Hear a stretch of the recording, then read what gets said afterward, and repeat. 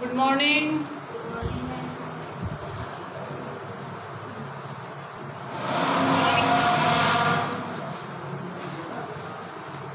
देखो अपन देख रहे थे पादपों व जंतुओं का आर्थिक महत्व। अपन देख रहे थे पादपों में, अरे इसको म्यूट करो। पादपों व जंतुओं का आर्थिक महत्व देख रहे थे। तो अपन ने लास्ट में देखा था मछली पालन, फिश कल्चर। ठीक है, लास्ट टॉपिक था फिश कल्चर या मछली पालन। अब इससे अगला देखते हैं पशुपालन। 9th में भी पढ़ा हुआ है पशुपालन।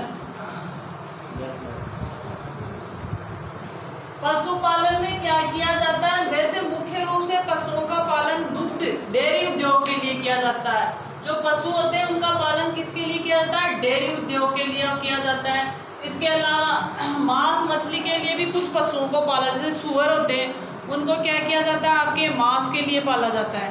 ठीक है, पर मुख्य उद्देश्य होता है पशुपालन का डेयरी या खाद के लिए। तो इसका मुख्य उद्देश्य है दुग्ध उत्पादन के लिए। दुग्ध उत्पादन के लिए क्या किया जाता है? आपका पशुपालन किया जाता है। ठीक है, इसके अलावा खेती में जो खाद का उपयोग किया जाता है वो भी क्या कहलाता है? आपका वो भी किससे संबंधित है? आपके पशुपालन से संबंधित है। तो यहाँ से क्वेश्चन बनता है पशुपालन किसे कहते हैं? पशुपालन किसे कहते हैं? ये क्वेश्चन भी बनता है 1 नंबर का। पशुपालन किसे कहते हैं? तो कृषि विज्ञान की शाखा है। पशुपालन किसका है? विज्ञान की। देखो विभिन्न शाखा है, तो ये किसकी शाखा है? आप पशुपालन को कैसे परिभाषित करोगे? कृषि विज्ञान की वह शाखा, कृषि विज्ञान की वह शाखा जिसमें पशुओं की देखरेख, मतलब कैसे क्या उनको रखना है, पशुओं की देखरेख,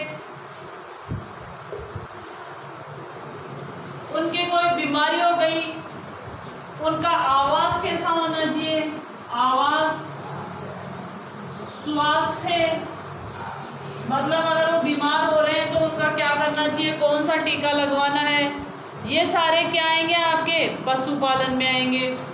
तो उनका प्रजनन, उनका स्वास्थ्य कैसा है, प्रजनन, जनन, ये सब किसमें सम्मिलित है? आपके पशुपालन में।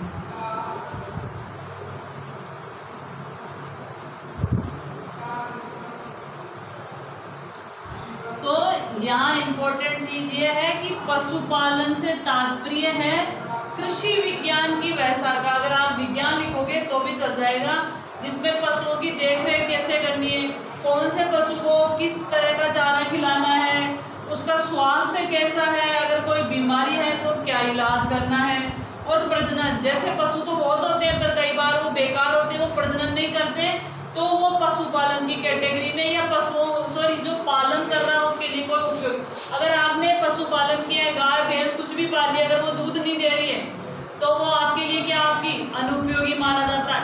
ये एक अलग चीज है कि जैसे आपकी गाय है तो गाय का मूत्र भी उपयोगी है। अगर किसी के पास नॉलेज है तो गाय के मूत्र से भी वो कमा सकता है, क्योंकि गाय का मूत्र भी बिकता है, बहुत सारी दवाइयों में काम आता है।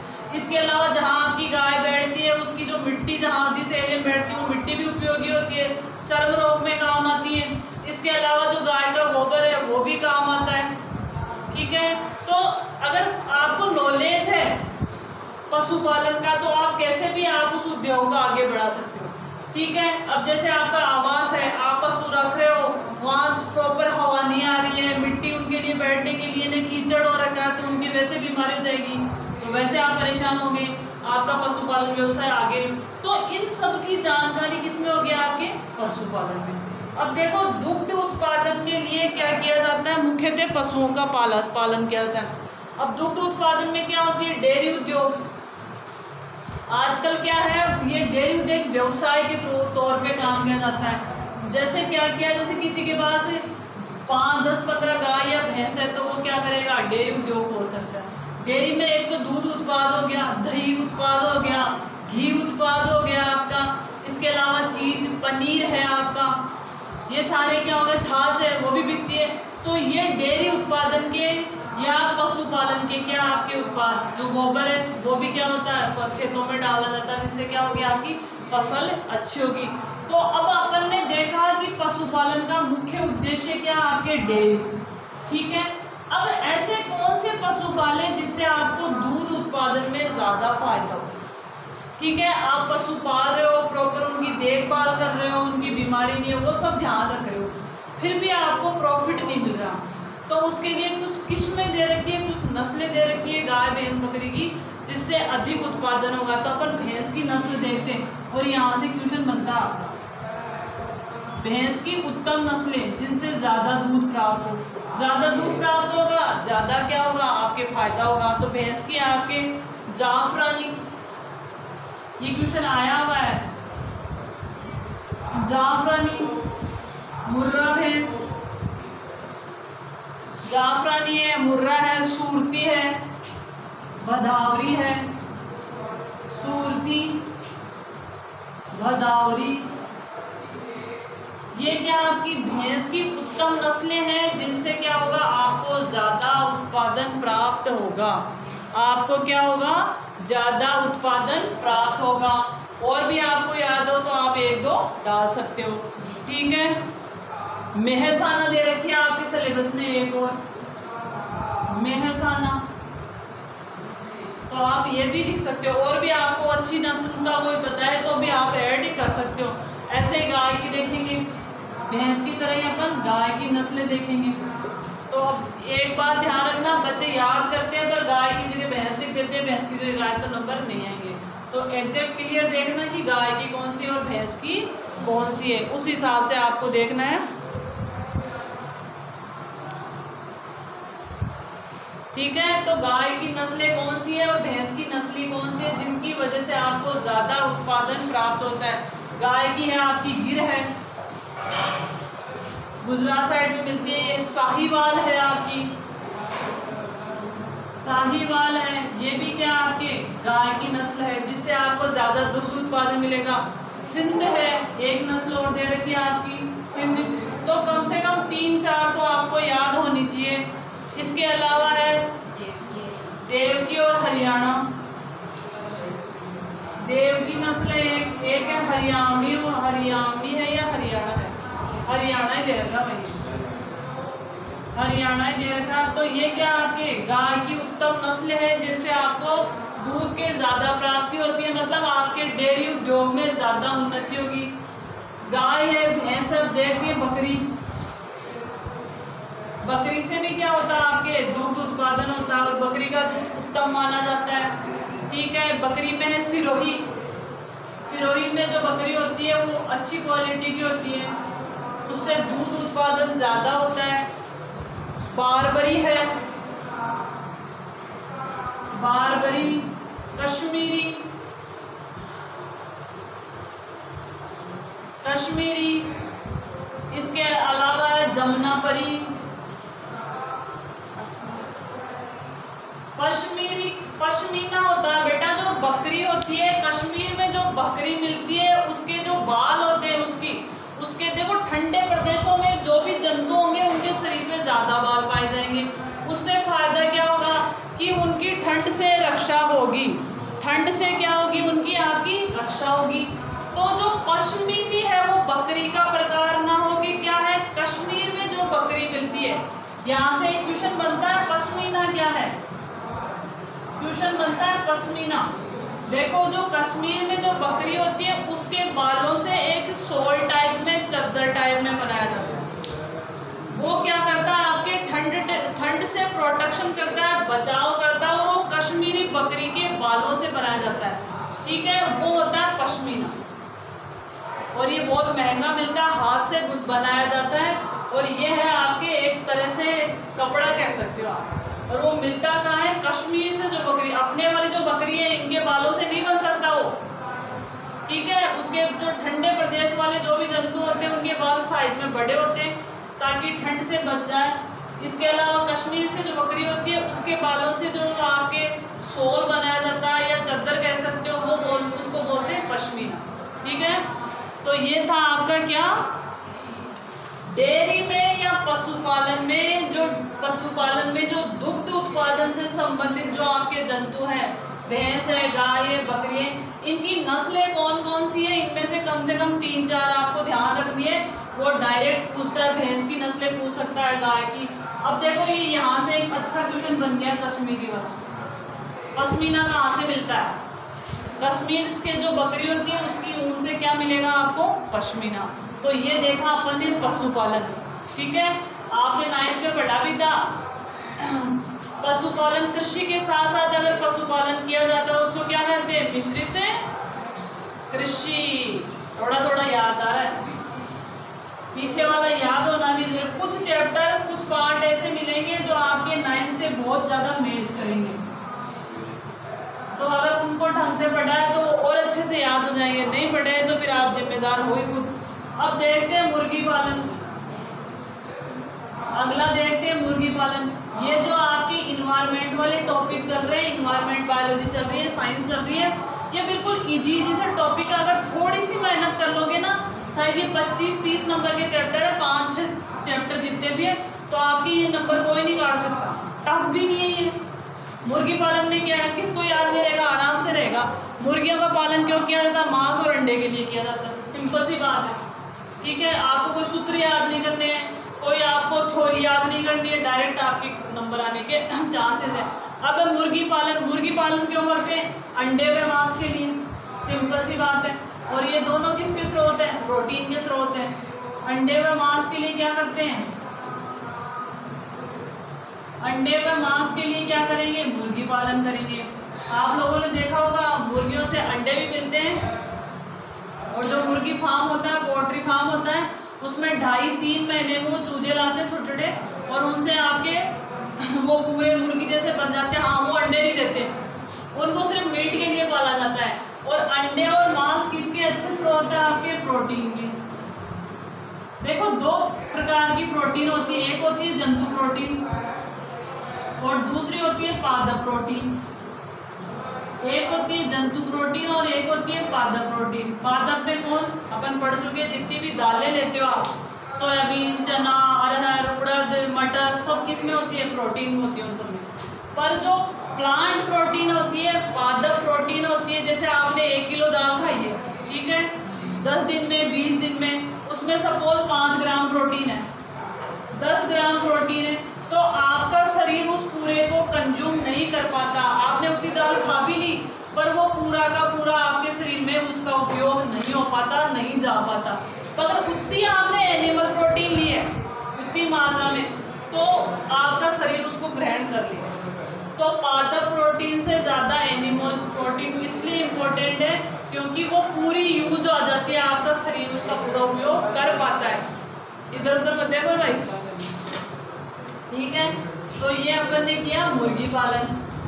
अब मुर्गी पालन में देखते हैं आपके मुर्गियों का जो भोजन होता है वो क्या क्या हो सकता है। मक्का हो सकता है मुर्गियों का भोजन। मुर्गियों को क्या क्या खिलाया जाता है? मक्का खिला सकते हो, बाजरा भी खिलाते हैं, गेहूं नहीं, उसका गेहूं और जो होते हैं ना, उसका क्या किया जाता है आपके, उसका दलिया बना के खिला सकते हैं।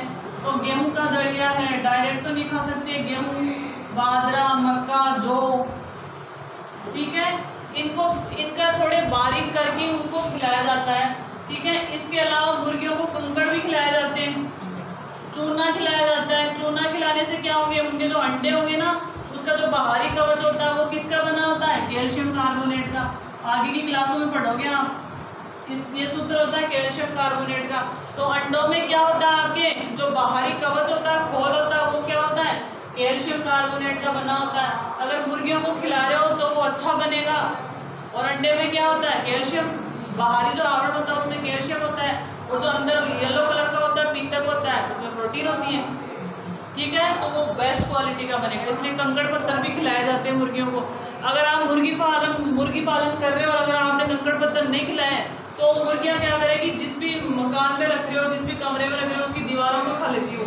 उसके पीछे ये रीज़न होता है, उसकी दीवारें फोड़ फोड़ के वो कंकड़ पत्थर निकाल कर लेती उनकी चोंच से, ठीक है।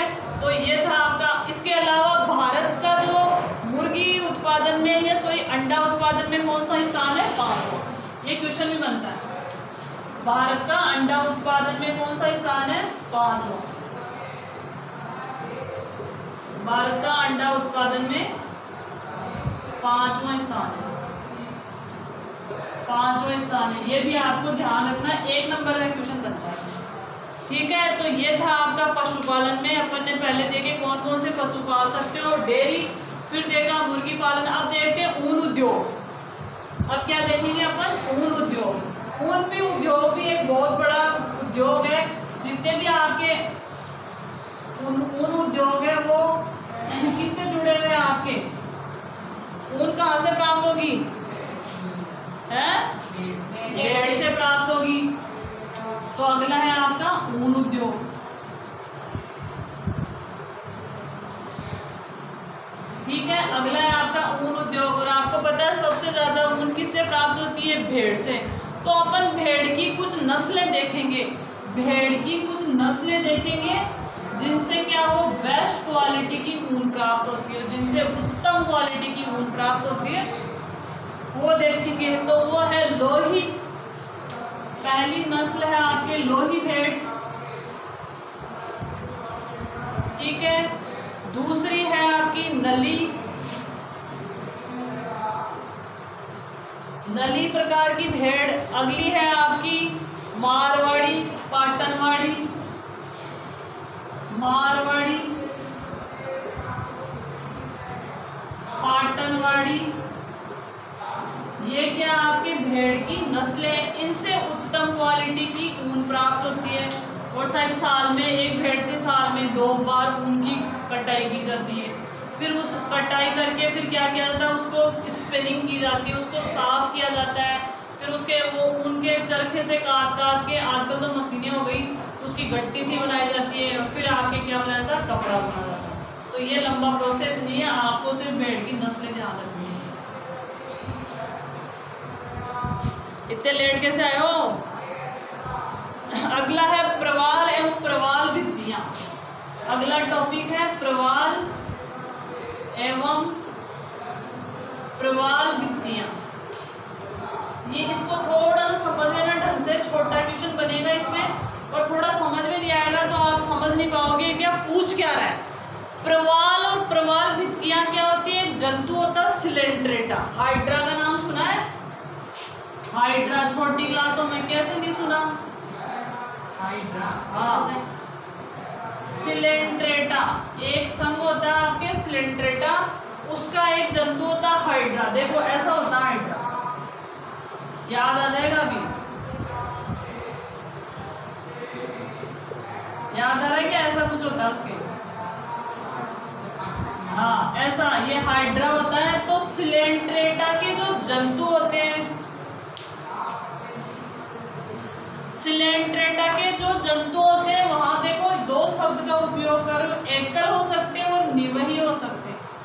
एकल का मतलब अकेले रहेंगे, निवही का मतलब होता है कॉलोनी बना के रहेंगे। कॉलोनी में रहेंगे या अकेले रहेंगे,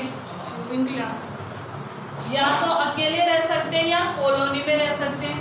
अब क्या करेंगे? ये सिलेंड्रेटा के जंतु, इनके शरीर के बाहर जो आवरण होता है, जैसे शंख देखा है, शंख के अंदर जीव होता है, उसकी वजह से शंख बढ़ता है।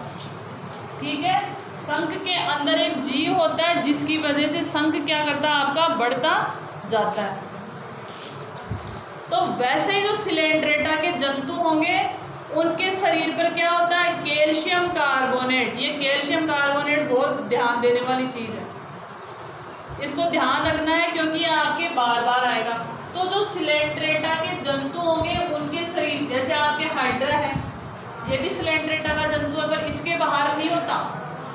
जैसे अपन शंख देखते हैं, मोलस्का के जीव है। ऑक्टोपस भी किसमें आता है? जिसमें आपके मोलस्का आते हैं, पर उसके बाहर आवरण नहीं होता। तो अलग अलग जीवों की संरचना अलग अलग होती है। तो जो सिलेंड्रेटा है उनका जो बाहरी आवरण होता है वो कैल्शियम कार्बोनेट का बना होता है। ठीक है, और क्या होंगे? धीरे धीरे क्या करेंगे? जैसे जैसे जीव बड़ा होता जाएगा वो कैल्शियम कार्बोनेट बाहर निकालता जाएगा। मतलब जिस जगह रह रहा है वहाँ डालता जाएगा, जिस जगह रह रहा है वहाँ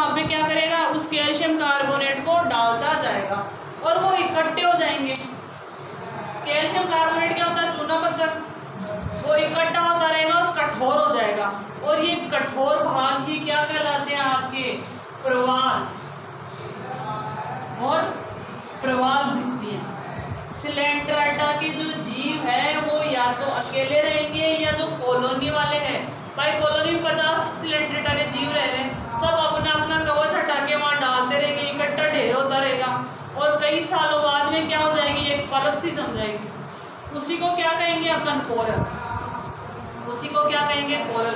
देखो कोरल नया नया आप लोगों ने देखा हो, कई लोग ऐसे अंगूठी पहने रहते हैं, उसमें ऐसे रेड रेड कलर का मूंगा बोलते हैं। मूंगा सुना हुआ ना? मूंगा, वो होता क्या है? मूंगा।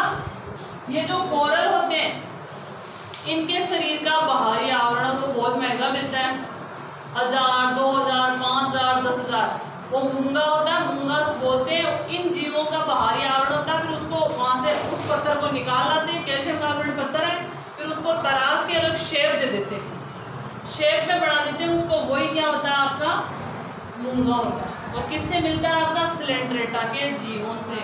किससे मिल रहा है? आपके सिलेंट्रेटा के जीवों से, ये ध्यान रखना आपको, ठीक है। अब अगर उस मूंगे को आपने प्राप्त करते रहे तो उसको आपने क्या किया? एक शेप में डाल दिया, एक आकार में डाल दिया, आपको गहनों में उपयोग हो रही है।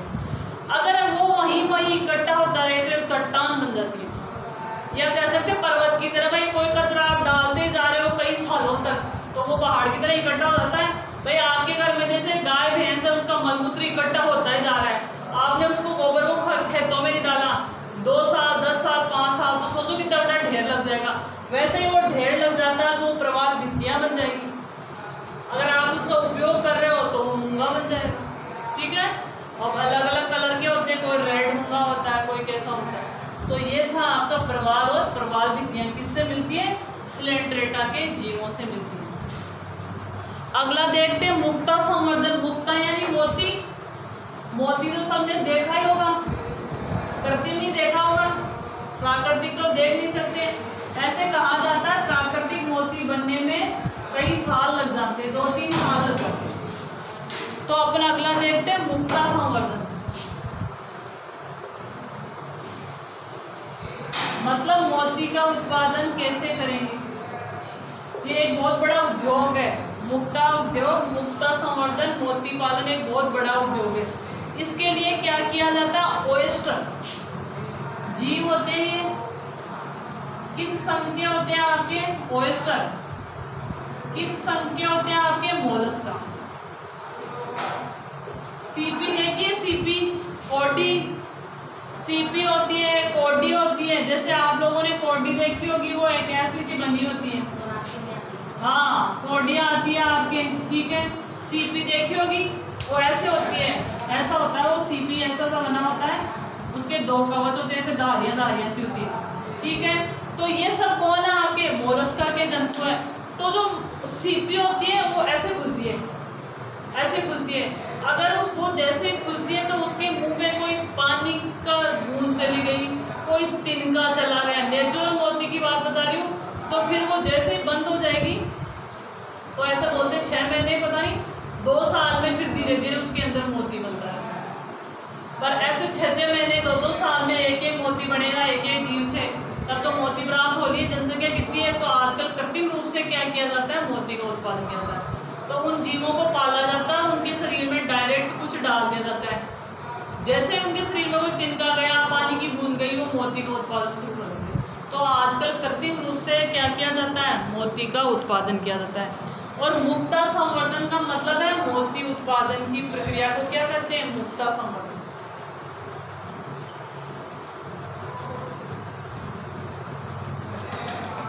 मोती उत्पादन की प्रक्रिया को क्या कहेंगे? मुक्ता संवर्धन। और ये जो तकनीक है सबसे पहले किस देश में विकसित हुई थी? जापान में। मोती उत्पादन की जो तकनीक है वो किस देश में हुई थी? सबसे पहले जापान में, ठीक है।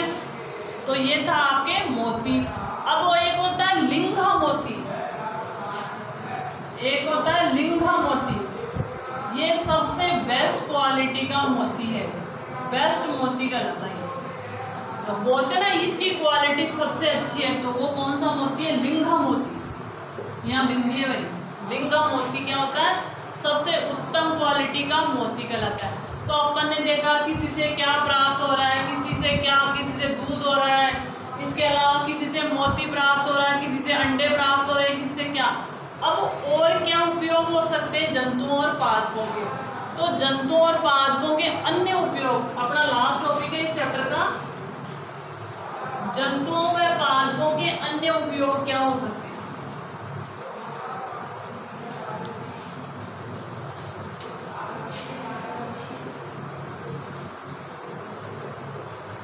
जंतुओं के अन्य उत्पाद भी लिख सकते हो आप, अन्य उत्पाद भी लिख सकते हो। तो सबसे पहले रंग, कि जंतुओं और पाद क्या प्राप्त होते हैं आपके? रंग। सल्क कीट जो कैक्टस पर उगता है, देखो एक कीट होता है सल्क मोथ, सल्क कीट कहाँ उग रहा है? कैक्टस। कैक्टस पे क्या होता है? सल्क कीट उत्पन्न होता है। कैक्टस पे क्या होता है? सल्क कीट। अगर वो मर गया तो उसके सूखे शरीर से क्या प्राप्त होता है? आपका रंग प्राप्त होता है। जैसे वो मर गया, कैक्टस पे एक जीव रहता है, तो वो मर गया तो उसके सूखे शरीर से आपको क्या प्राप्त होगा? आपका रंग। तो जंतुओं से क्या प्राप्त हो रहा है? उनके मृत शरीर से आपको क्या प्राप्त हो रहा है? रंग प्राप्त हो रहा है। तो ये क्या है? जंतुओं के अन्य उत्पाद है। इसका एग्जाम्पल है कोकोनिल रंग। हाँ बेटा, उस दिन आई थी सर मेरे थे क्लास 11:10 पे, मेरी 11:30 से क्लास में। एक कलर प्राप्त होता है कोकोनिल। तो आपको ध्यान रखना है, सल्क कीट जो कहाँ रहता है? कैक्टस पादप पे रहता है। उसके सूखे शरीर से, मर गया, सूख गया, उससे कोकोनिल रंग प्राप्त होगा। उससे क्या होगा? कोकोनिल रंग प्राप्त होगा। तो ये नाम हो सकते हैं आपसे, कोकोनिल क्या है? ध्यान रखना, ये एक नंबर के क्वेश्चन बहुत गड़बड़ करते हैं। ये एक नंबर के क्वेश्चन बहुत गड़बड़। कल एक बच्चा मिला था सौरभ, वो बोला था मेरे 98 नंबर आए, मुझे ये समझ में नहीं आ रहा 2 नंबर कटेगा। तो कहीं ना कहीं गड़बड़ करी होगी। तो ये ध्यान रखना आपको। इसके अलावा अपमार्जक के रूप में अगला है आपका अपमार्जक के रूप में। देखो अपमार्जक का मतलब किस? अपमार्जक अपने केमिस्ट्री में पढ़ेंगी। अपमार्जक होते हैं साबुन, साबुन और डिटर्जेंट। साबुन देखा आपने सबने, डिटर्जेंट यानी सर्फ जिसको बोलते हैं आप। तो साबुन और अपमार्जक, सर्फ को क्या बोलेंगे? अपमार्जक। तो अपमार्जक के रूप का मतलब है कुछ जीव क्या करेंगे? सफाई करेंगे। इस चीज को समझ लो। साबुन भी वो क्या है? आपका सफाई करने में काम आता। सर्फ भी सफाई करने में काम आता। सर्फ को किस में रखते हैं? अपमार्जक के रूप में। अब जीव कैसे अपमार्जक के रूप में? जैसे कीड़े हैं, कोई जीव मर गया, उसको आपने फेंक दिया कहीं पे, तो धीरे धीरे उसके कीड़े लगेंगे और उसको खत्म कर देंगे, मिट्टी मिला देंगे। ठीक है। बाहर आपने गोबर डाल दिया, या कोई गाय ने रोड पे गोबर कर दिया, मिट्टी में गोबर कर दिया, तो 2, 3, 4 दिन बाद धीरे धीरे उसकी मिट्टी बनना चालू हो जाएगी और 10 दिन बाद में आपको मिट्टी नजर आएगी। तो वो होते हैं कौन? अपमार्जक। तो जीव कौन कौन से आएंगे अपमार्जक में?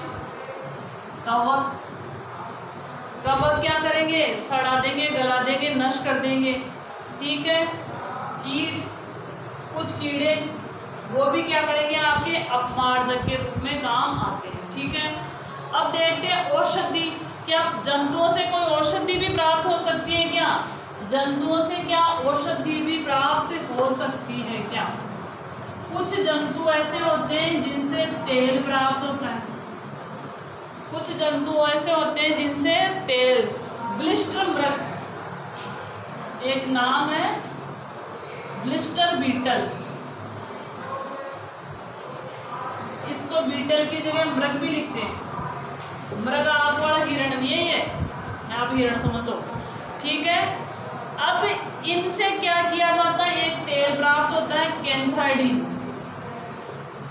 कैंथ्राइडिन ऑयल प्राप्त होता है। ठीक है।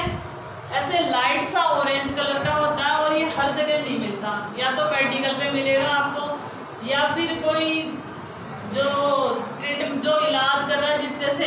अब पहले ये समझो कि कैंथराइडिन जो ऑयल होता है वो किससे मिल रहा है? ब्रिस्टल बीटल, ये जंतु का नाम है। ये कौन है आपका? जंतु है। इससे क्या मिल रहा है? कैंथराइडिन ऑयल। जिस व्यक्ति के बाल उड़ रहे हैं, जिस व्यक्ति के बाल उड़ रहे हैं उसको डॉक्टर सलाह देता है कि कैंथराइडिन ऑयल का उपयोग करो। किससे मिल रहा है? जंतु से मिल रहा है।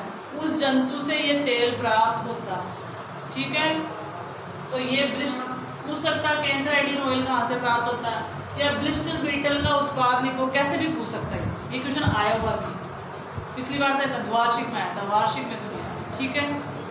अब मधुमोम, मधुमक्खी से क्या प्राप्त होता है? शहद और मोम।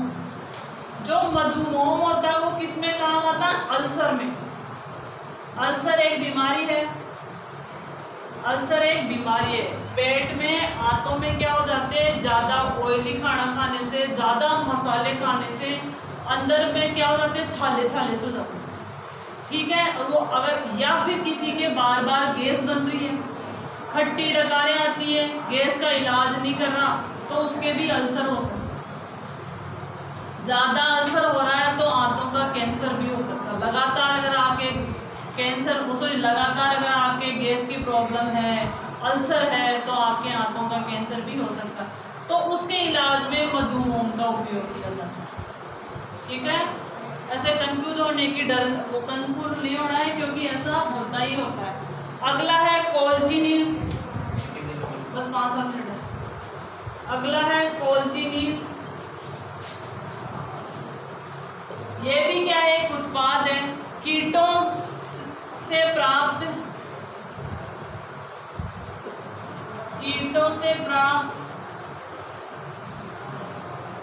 कार्बनिक एसिड,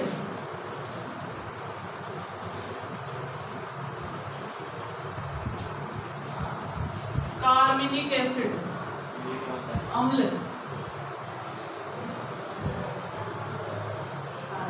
कोल्चिनिल क्या है? कार्बनिक अम्ल का उपयोग। कोल्चिनिल क्या होता है? कीटों से प्राप्त होता है। किससे प्राप्त होगा? ये कीटों से। और इन कीटों को एक्सट्रैक्ट किया जाता है, इनका कोई जूस निकाला जाता है कोई विधि से, या कोई इनमें जो पदार्थ होता है उसको निकालते हैं और उसमें होता है कार्बनिक एसिड, ठीक है। उसमें होता है कार्बनिक एसिड। और इसका उपयोग किसके लिए करते हैं? जिसके कुकर खांसी हो जाती है, भयंकर वाली खांसी, कुकर खांसी। इसको कुकर खांसी इसलिए बोलते हैं, जिस व्यक्ति की ये खांसी होती है, बच्चों में ज़्यादा होती है, आजकल टीके लगते हैं, तो किया जाता है, वो उसको ऐसे खांसते खांसते ऐसे लगता है यहाँ से गले में से सीटी बज रही, इसलिए उसको कुकर खांसी बोलते हैं। या फिर किसी के चेहरे पे व सिर की तंत्रिका में कोई प्रॉब्लम हो, चेहरा है उसकी जो तंत्रिका होती है ना उनमें कोई प्रॉब्लम हो, या सिर की तंत्रिकाओं में कोई प्रॉब्लम हो, सिर व चेहरे की तंत्रिकाओं